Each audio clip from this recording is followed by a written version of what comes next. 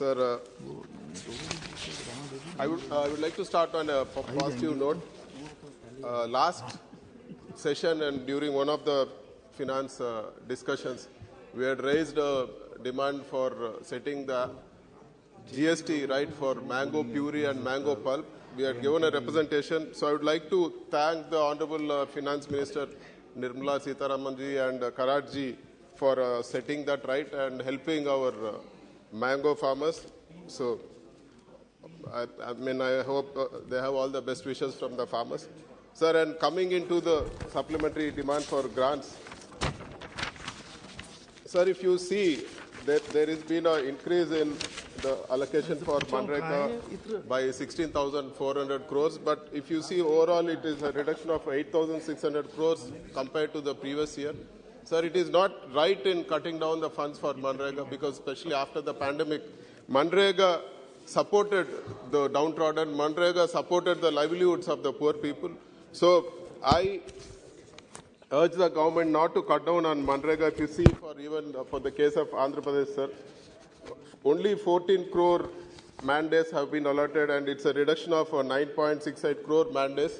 So which is not a welcome thing, sir. We demand the government not cut down the spending on Manrega and increase the allotment for Manrega. And if you see the fiscal indicators, the budget, in the budget, the fiscal deficit has been pegged at 6.4%.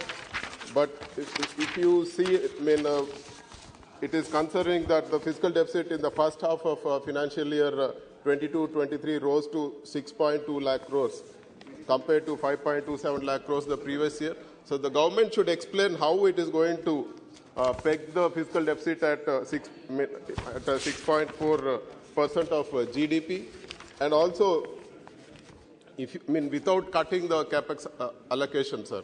So we also want to know, is the government going to spend the complete 7.5 lakh crore they have allocated for capital expenditure, which is 24% higher than the previous year?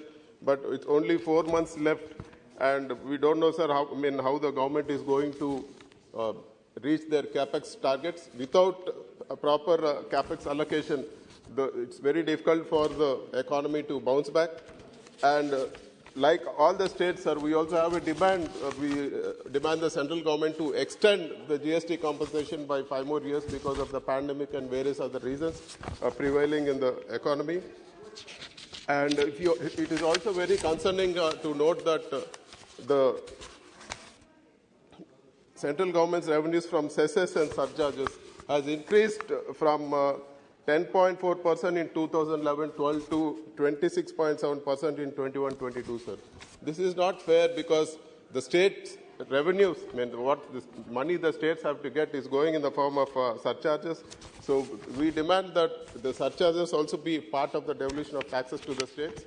And such an increase, sir, if you see in the last 10 years, 10% has become 26.7%, which is not good, sir. The states set to lose the revenues. And coming to the issue of our state, so while the division of our state, sir, in the year 2014-15, the first year, whatever revenue deficit we had or a resource gap, they said it will be funded, sir. If you see, there's close to 32,000, sir, for Andhra Pradesh. So far, even in spite of 8 years, this issue has not been sorted out.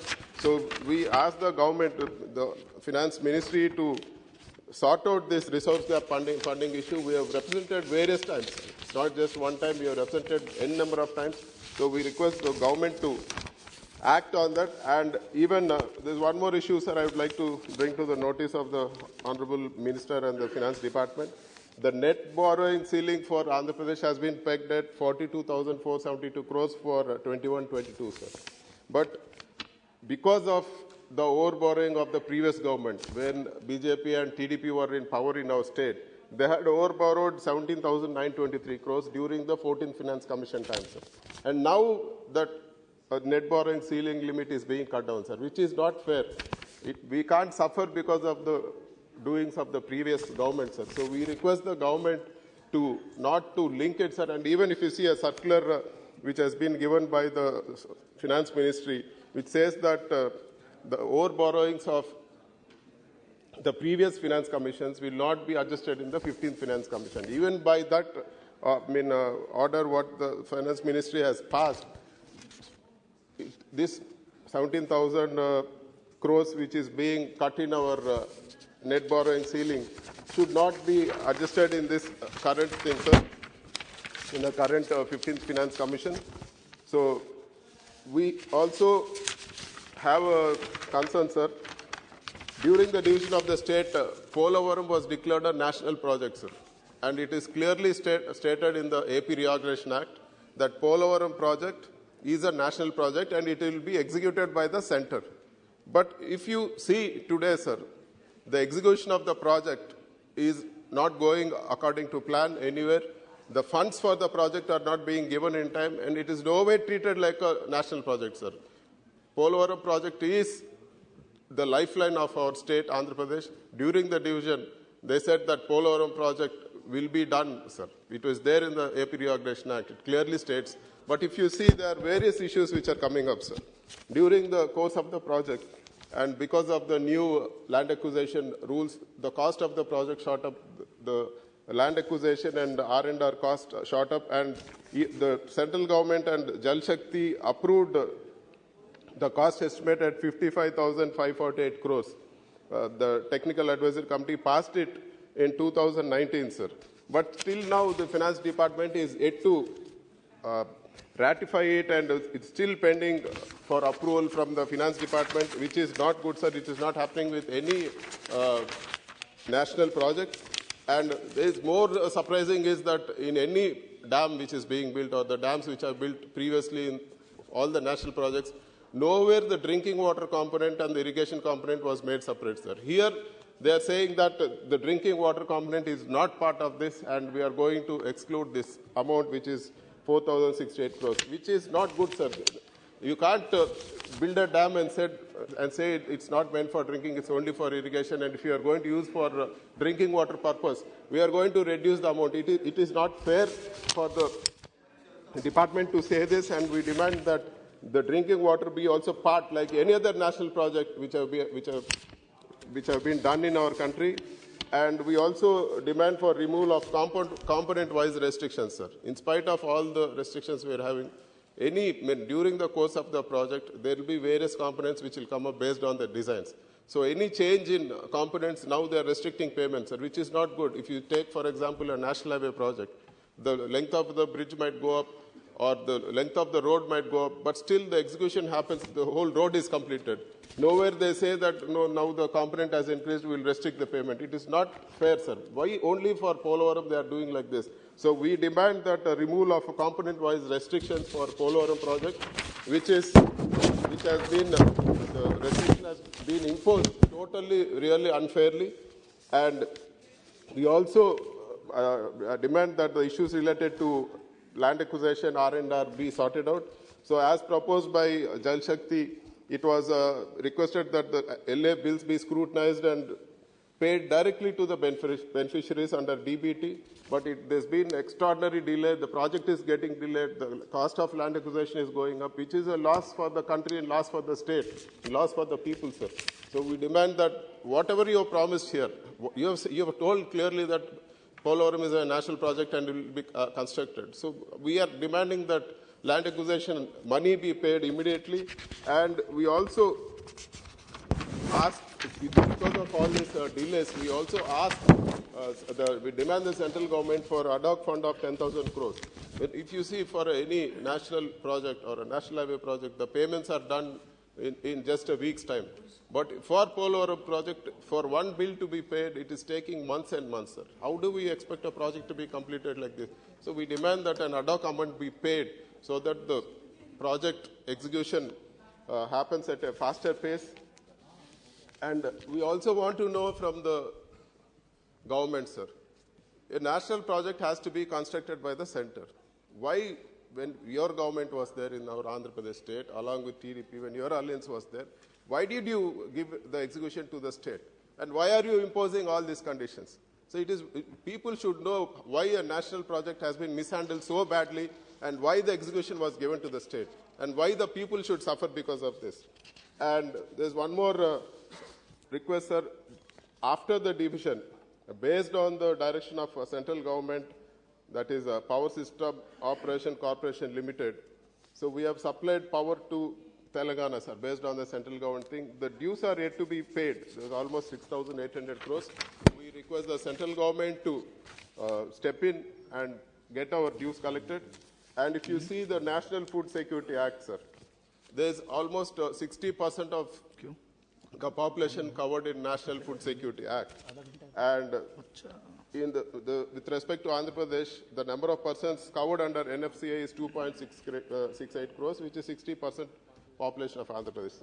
But the Act clearly states that 75% of the rural population and 50% of the urban population is eligible for National Food Security Act. But in Andhra Pradesh, it is restricted to 60% for rural, and it is restricted to 40% for urban, 41% for urban. So it is not fair compared to other states, for example, like Maharashtra or Gujarat or Karnataka, which are more economically stronger than us. They are getting 10% more beneficiaries, and we are at a loss, which is resulting in 56 lakh additional families not getting the benefits.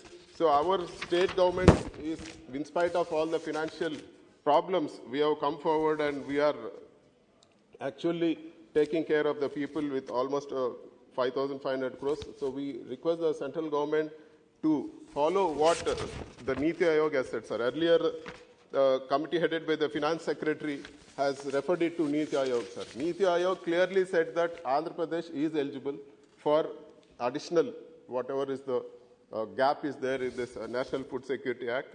They said that wherever there is a provision, it has to be, Andhra Pradesh needs to get it and it has to be increased. But if you see, sir, there is under NFSA, 3 lakh tons per month is an unutilized quantity, and we are requesting 77,000 tons in that, sir. The government doesn't need to take any additional budget, or government doesn't need to make any changes in that, but they just have to allot from what is already allotted, and the state will be benefited because of that. And I would like to come to a very important point, sir. Our state was bifurcated without our wishes. Andhra Pradesh state was bifurcated in a very unjust manner, sir. Just to explain the magnitude of how our state was bifurcated, on the first year of bifurcation, sir, the per capita income of Telangana is 15,454 rupees, sir. And if you compare to Andhra Pradesh, the per capita income was only 8,979, sir. We inherited 56% of the population, sir, and only 45% of the revenues. We also inherited 60% of debt. And in these circumstances, it was promised on the floor of this House by the Prime Minister that special category status will be given. It has been 8 years, sir. It was passed in the cabinet. And I will tell you, sir, for the record, we are more than 20 MPs in the Lok Sabha, sir. We have raised this issue more than 100 times, sir. In various formats, we have raised more than 100 times. But the government is yet to come back on the thing, sir. We demand special category status, sir. It is the right of the people of Andhra Pradesh. So it is a very important issue, sir. And we also want to bring to the notice of the government, sir, we have 26 districts. And we only have 14 medical colleges. In that, only 3 are funded by the center, sir. We are seeing in the news, we are seeing everywhere our students are going to Philippines, our students are going to Ukraine, they are spending lakhs and lakhs of money, sir. So we demand from the government, we request the government to consider setting up of another 12 additional government colleges for the districts where we don't have government medical colleges. We are a new state, we don't have tier 1 cities, we don't have proper hospitals. So setting up these medical colleges will definitely improve our state. And if you see, sir, I would like to bring to the notice of the Karadji and even Nirmala Sitharamanji, sir. The amount what the students, if you take amount spent by the students abroad for 5 batches, you will get the cost of 1 new medical college, sir. It makes sense, sir. Why should our students go and spend money abroad when we have the facilities, when we can set up medical colleges here, and when we can recover the money in 5 to 6 years? So we request the government to help setting up new medical colleges. And also, sir, a very important thing I would like to bring to the notice of the minister, sir. So, Andhra Pradesh, under the leadership of our Honorable young CM, Y.S. Jagannath Reddy, we are setting up the biggest integrated renewable energy pump storage in the world, sir, with 4,800 megawatts, sir. There is a capacity for 30,000 megawatts more, sir. With just 1 year of import, the value of the money which we import coal, sir, we can finish all these projects, sir, and we don't need to import coal, sir. The Honorable Minister is here, so I would like to bring to our notice also, sir. I would like to tell this again, sir. Like AP has developed the biggest, it's in the process of developing the biggest renewable integrated pump storage with 4,800 megawatts, sir. And there is capacity, sir, for 30,000 megawatt more, sir. Okay. So we are requesting the central government to fund these projects, sir. Why? Because we don't need to import coal, sir. Once these projects are completed, the amount what we are importing coal for 1 year is enough to finish all these projects, sir. We can do it in 3 years, sir, with the support of central government, funding from the central government and execution by the state government. It is very good for the country. And even Andhra Pradesh has tied up, a company from Andhra Pradesh has tied up with Singapore government, sir, for green hydrogen. Now, please conclude. So if you develop this pump storage products, when we develop green hydrogen, we can be a base for exporting power to other countries. Green hydrogen. One more point, sir. So,